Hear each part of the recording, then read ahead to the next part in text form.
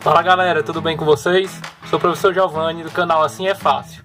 Nós vamos hoje resolver a prova do vestibular da Universidade Estadual do Ceará, a UES, de 2018.1. Para assinar a lista de frequência da aula de hoje, não se esqueça de se inscrever no nosso canal, marcando o sininho das notificações e dar aquele like para motivar novos vídeos.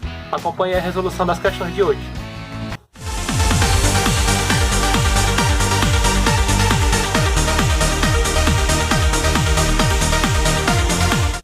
Para a resolução da questão 39, nós vamos utilizar o conceito de índice de refração.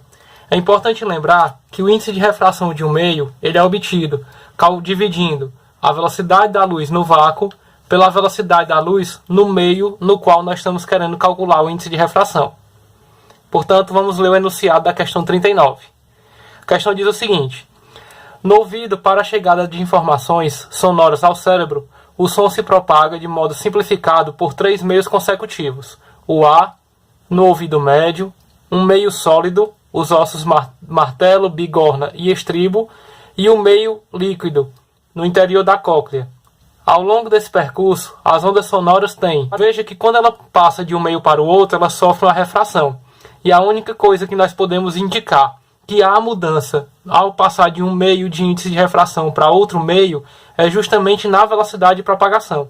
Então, item A, que afirma que a frequência há uma mudança, está errado. Item B, manutenção da amplitude entre os meios. Pode ocorrer uma mudança na amplitude. Então, nós não podemos garantir a manutenção nessa amplitude devido à refração que ocorre na passagem de um meio para o outro. Item C, a mudança de velocidade de propagação de um meio para o outro. É exatamente essa a definição de refração. Portanto, o item correto é o item C. E o item D, manutenção na forma da onda e na frequência entre os meios. Na frequência nós podemos garantir, mas na forma da onda nós não podemos garantir devido à ocorrência da refração. Então a resposta da questão 39, item C. Acompanhe a resolução da próxima questão. Para a resolução da questão 40, nós utilizaremos a equação da velocidade de propagação de uma onda, que corresponde ao seu comprimento de onda, lambda, multiplicado pela sua frequência de propagação. Vamos acompanhar a leitura do enunciado da questão 40. Luz infravermelha com comprimento de onda entre 780 e 1400 nanômetros, portanto, vamos chamar o comprimento de onda de 780 de lambda 1, 780 nanômetros, e o de 1400, o lambda 2, 1400 nanômetros, nos dando aqui o limite de frequências para a onda infravermelho. Tem maior penetração na pele, podendo superar 4 milímetros de profundidade. Essa característica é bem útil em aplicações em que o calor é utilizado no tratamento de lesões musculares localizadas. Para essa faixa de espectro eletromagnético, as frequências em terahertz. Então ele quer que a gente calcule a frequência 1 e a frequência 2, referentes respectivamente aos limites do comprimento de onda em terahertz. Veja que a questão exige inicialmente que o aluno tenha um conhecimento do prefixo tera, que corresponde a 10 a 12. Portanto, ele quer que a gente calcule a frequência, quantos 10 a 12 Hz nós vamos ter de intervalo para esses limites de comprimento de onda. Então, quantos 10 a 12 Hz ficam localizados aproximadamente entre. Vamos lá. Para que a gente possa efetuar esse cálculo, é importante lembrar também que a velocidade de propagação da onda num meio muito rarefeito, no vácuo, no ar, por exemplo, é de 3 vezes 10 à oitava metros por segundo. Fazendo uso, então, da equação, nós temos que 3 vezes 10 à oitava vai ser igual ao comprimento de onda 1, 780 nano, que corresponde a 10 a menos 9 metros. 10 a menos 9 metros, vezes a frequência que eu vou chamar de 1. Passando esse termo para o outro lado multiplicando, nós temos que a frequência 1 é de 3 vezes 10 à oitava, dividido por 780 vezes 10 a menos 9. Efetuando a divisão, 3 dividido por 780 vezes 10 elevado a 8 menos 9, que é a divisão das potências, fica 10 elevado a 17. Já colocando 10 a 17 em 10 a 12, que é o exigido pela questão, nós temos que a frequência 1 é 3 vezes, tirando 5 potências de 10 daqui, nós temos 10 elevado a 5, para ainda restar os 10 a 12, que é exigido pela questão, dividido por 780. Então essa frequência 1 vai ser de aproximadamente 300.000, que é o 3 vezes 10 a quinta, dividido por 780, dá aproximadamente 384,6 vezes 10 a 12 Hz, que seria o equivalente a algo aproximado de 380 vezes 10 a 12 Hz, que é o correspondente a 380 THz. Calculando a frequência 2, a mesma velocidade, 3 vezes 10 a oitava, vai ser igual ao comprimento de onda 2, 1400 vezes 10 a menos 9, vezes a frequência 2, que é a que nós queremos calcular. Passando esse termo para o outro lado dividindo, nós vamos ter que a frequência 2 será de 3 vezes 10 a oitava, dividido por 1400 vezes 10 a menos 9, dividindo primeiramente as potências, a frequência 2 será de 3 dividido por 1400 vezes 10 elevado a 8 menos 9, 17. A frequência 2, portanto, tirando as mesmas 5 potências de 10 para restar as 12 correspondente ao terahertz, nós vamos ter o 3 vezes 10 a quinta vezes 10 a 12 dividido por 1400, em que essa divisão vai dar aproximadamente 214,3 vezes 10 a 12 Hz. Ou seja, essa frequência 2 é de aproximadamente 210 THz, nos dando como resposta para a questão de 380 a 210 o item B. Acompanhe a resolução da próxima questão. Galera, para a resolução da questão 41, nós vamos utilizar o conceito de densidade. A densidade era calculada pela massa do corpo dividido pelo volume ocupado por ele. Vamos ao enunciado da questão.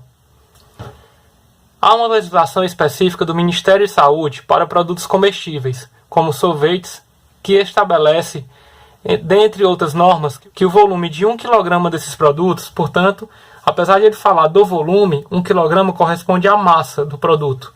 1 kg deve ser de aproximadamente 2,105 litros. Então, o volume ocupado por esta massa do produto é de 2,105 litros. Assim, é correto afirmar que a densidade recomendada para estes produtos é de... Como a densidade é calculada pela massa dividida pelo volume, você não precisaria nem efetuar o cálculo para chegar à resposta dessa questão. Você pode observar que todos os itens eles possuem valores bem distintos, mas é muito importante ficar atento às unidades mostradas. Veja então que o cálculo da densidade é obtido dividindo o 1 kg pelo volume de 2,105 litros, nos dando, portanto, uma densidade de aproximadamente 0,475 kg por litro. No entanto, nos itens informados pela questão, o item que mais se aproxima ao resultado encontrado é o item D, apesar de a unidade estar escrita errada. Acreditando que seja um erro de digitação, o item correto é o item D, mas é muito importante ficar atento que a unidade a ser representada é o quilograma por litro e não o grama por litro que está indicado aí na questão. Acompanhe a resolução da próxima questão. Galera, para a resolução da questão 42, nós utilizaremos a equação da pressão hidrostática, que é obtida multiplicando a densidade do líquido pela gravidade local, pela altura da coluna do líquido correspondente ao recipiente ocupado por ele. Vamos ler o enunciado da questão. Considere um tanque cilíndrico com água e cuja pressão no fundo é de 10 a quinta newtons por metro quadrado. Então, a pressão de 10 a quinta newtons por metro quadrado. Considerando a aceleração da gravidade como 10 metros por segundo ao quadrado, portanto, o G 10 metros por segundo ao quadrado, e a densidade da água, D, igual a 1 kg por litro. Observação. Veja que as informações dadas de pressão e gravidade seguem as unidades do Sistema Internacional. Já a densidade, apesar de a massa estar no Sistema Internacional, o volume não. Então é importante transformar a densidade de 1 kg por litro, que corresponde a 1 kg por decímetro cúbico, para 1 sobre 10 a menos 3 kg por metro cúbico. Ou, se você preferir, 10 a terceira kg por metro cúbico. Agora, a densidade se encontra no Sistema Internacional. Então, vejamos o que ele pede. É correto afirmar que a altura da coluna de água é em metros. Então, para que a gente possa calcular essa altura em metros, é muito importante que todos os valores estejam no Sistema Internacional. Vamos, então, utilizar a equação. A pressão de 10 à quinta corresponde à densidade do líquido já no Sistema Internacional de 10 à terceira, multiplicada pela gravidade de 10, multiplicada pela altura da coluna do líquido. Passando o 10 à terceira e o 10 para o outro lado dividindo, nós vamos ter que essa altura será de 10 à quinta, dividido por 10 à terceira, multiplicado por 10, 10 à quarta. Efetuando a divisão, essa altura corresponde a 10 metros, nos dando como resposta para a questão o item B. Para a resolução da questão 43, nós vamos utilizar a equação do torque, que ela é dada pela força aplicada, multiplicada pela distância do ponto de aplicação da força até o eixo de rotação, vezes o seno de θ, gerando o que nós chamamos de braço de alavanca. Acompanhe a leitura da questão. Uma chaminé de 30 metros de altura, portanto, a altura da chaminé 30 metros, pende sem se quebrar até uma inclinação de 30 graus. Então nós temos uma inclinação de 30 graus, mantendo a chaminé sem quebrar. Com a vertical, considere a aceleração da gravidade como 10 metros por segundo ao quadrado. Portanto, G igual a 10 metros por segundo ao quadrado. E o diâmetro da chaminé como muito menor que a sua altura. Suponha, quando ele fala então que o diâmetro é muito menor que sua altura, nós podemos desprezar a dimensão do diâmetro. Suponha que nessa configuração haja uma força vertical de 1 Newton puxando rumo ao solo a ponta da chaminé. Então nós vamos chamar essa força de F, que corresponde ao valor de 1 Newton, puxando rumo ao solo, portanto, atuando verticalmente para baixo. Nesta situação, o torque exercido por essa força no topo da chaminé vale em newtons metro, então ele quer que a gente calcule o torque aplicado por esta força em newtons metro. Vamos lá então fazer o desenho correspondente à situação. O desenho é o seguinte. Bem, veja que o ponto de aplicação da força corresponde ao topo da chaminé e o eixo de rotação corresponde à sua base. Portanto, a distância do ponto de aplicação ao eixo de rotação corresponde à própria altura da chaminé. Mas veja que a força F está inclinada em relação a essa altura de um ângulo, que aplicando os ângulos alternos internos, esse ângulo corresponde aos mesmos 30 graus. Portanto, nós podemos perceber que o ângulo de inclinação entre a força e essa distância é o próprio 30 graus.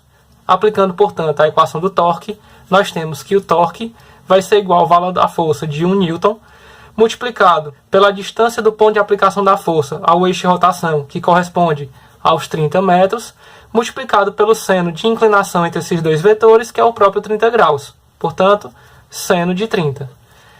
Efetuando os cálculos, nós vamos ter que 1 vezes 30 é 30, o seno de 30 é 1 meio, portanto, esse torque é de 15 newtons metro, nos dando como resposta para a questão o item D.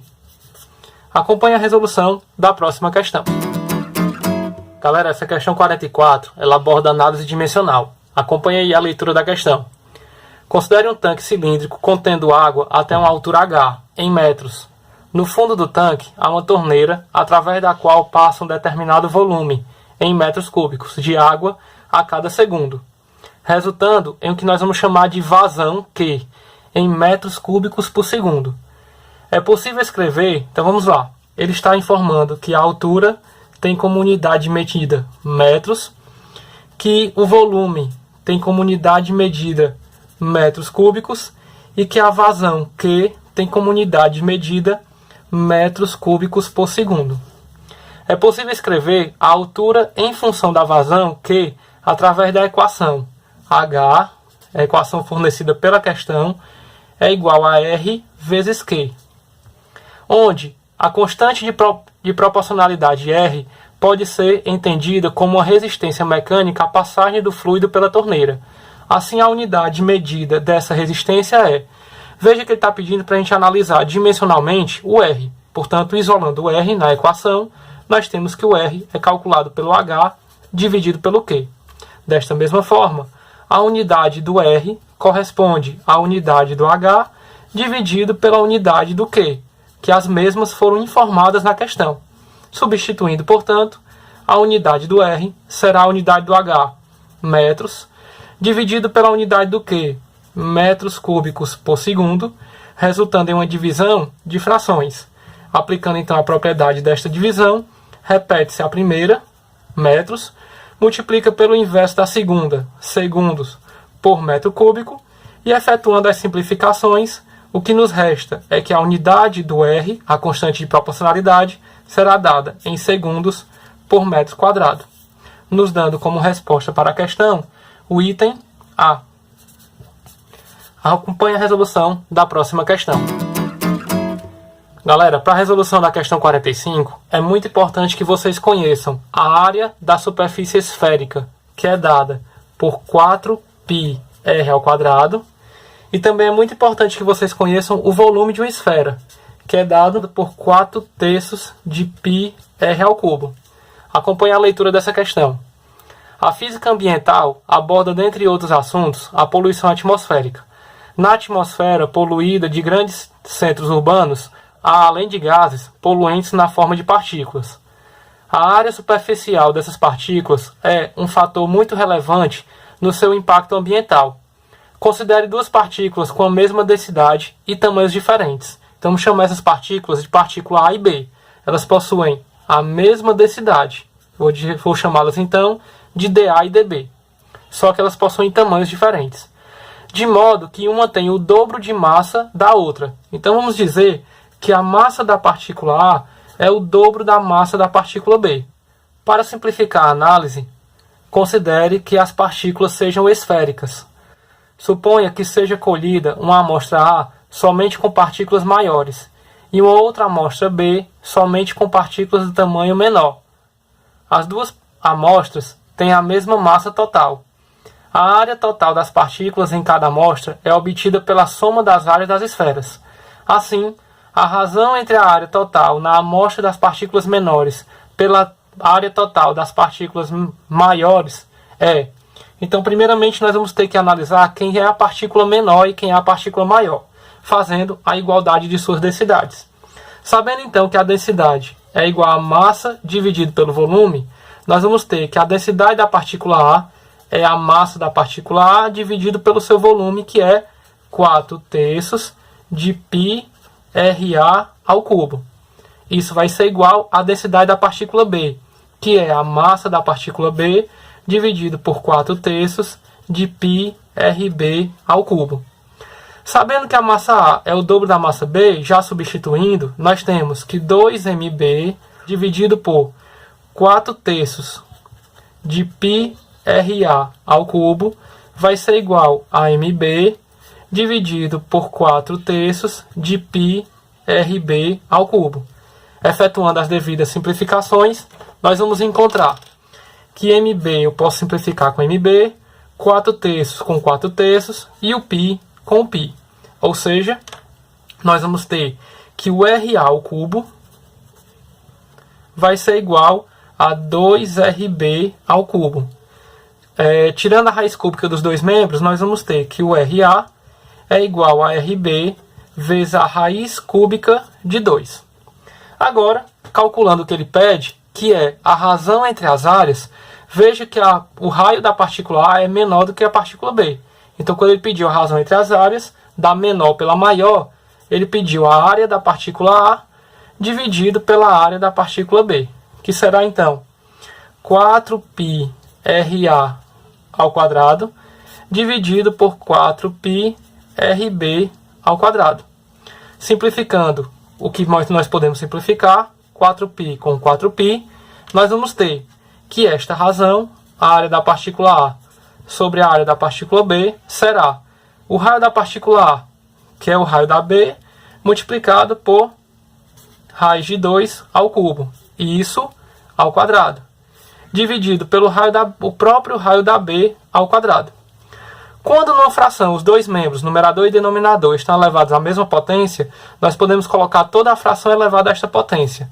Portanto, a área de A sobre a área de B será RB vezes a raiz cúbica de 2, dividido por RB, tudo isso ao quadrado. Simplificando, portanto, o RB com o RB, nós temos que a razão, a área da A sobre a área da B, vai ser simplesmente 2 elevado a 2/3, nos dando, portanto, como resposta o item D para a questão 45. Acompanhe a resolução da última questão. Galera, para a resolução dessa última questão, nós vamos utilizar a equação da potência instantânea. Se você não lembra como resolve essa questão, no card aqui em cima você vai encontrar um link para um vídeo que eu já gravei nesse canal, explicando como se calcular potência, trabalho e energia mecânica. Então não deixe de assistir a aula. A equação corresponde, portanto, a potência calculada pela força multiplicada pela velocidade instantânea vezes o cosseno do ângulo entre esses dois vetores, de força e velocidade. Acompanhe a leitura dessa questão. Considere uma locomotiva puxando vagões sobre trilhos. Em um primeiro trecho da viagem é aplicada uma força de 1 kN. Então eu vou chamar essa primeira força, F1, de 1 kN, que corresponde a 1 vezes 10 à terceira newtons, já no sistema internacional. Aos vagões, que se deslocam a 10 metros por segundo. Então nessa velocidade do primeiro trecho, vou chamar de V1, correspondente a 10 metros por segundo. No trecho seguinte, é aplicada uma força de 2 kN. Então no trecho seguinte, vou chamar a força de F2, e o valor corresponde a 2 kN. Portanto, 2 vezes 10 à terceira newtons, transformada no sistema internacional. E a velocidade, no trecho 2, vou chamar de V2, de 5 metros por segundo. A razão entre a potência no trecho inicial e no segundo trecho então ele quer que a gente calcule a razão. A potência do trecho 1 dividido pela potência no trecho 2. Então não tem segredo. Você vai calcular a potência em cada trecho e efetuar a divisão. Vamos lá efetuar o cálculo. Potência no trecho 1 corresponde à força do trecho 1, 1 vezes 10 à terceira, vezes a velocidade que ele desenvolve no trecho 1, que é 10, vezes o cosseno do ângulo formado entre esses dois vetores. Como o ângulo é 0, o cosseno é 1. A potência, portanto, corresponde a 10 à quarta watts.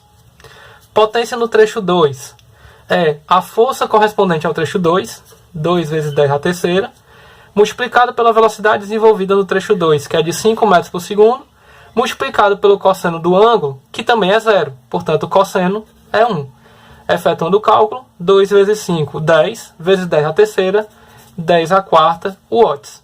Fica claro, então, que a razão entre as potências do primeiro trecho e do segundo trecho vão ser 10 à quarta dividido por 10 à quarta é igual a 1, nos dando como resposta o item A para essa última questão. Se você gostou das resoluções do vídeo de hoje, escreva aqui nos comentários o Assim é Fácil. Não deixe de se inscrever no nosso canal, marcando o sininho das notificações para ficar por dentro sempre que um novo vídeo for postado. Compartilhe os nossos vídeos com todos os seus amigos, deixe aquele like, fiquem bem e até o próximo vídeo. Assim é fácil.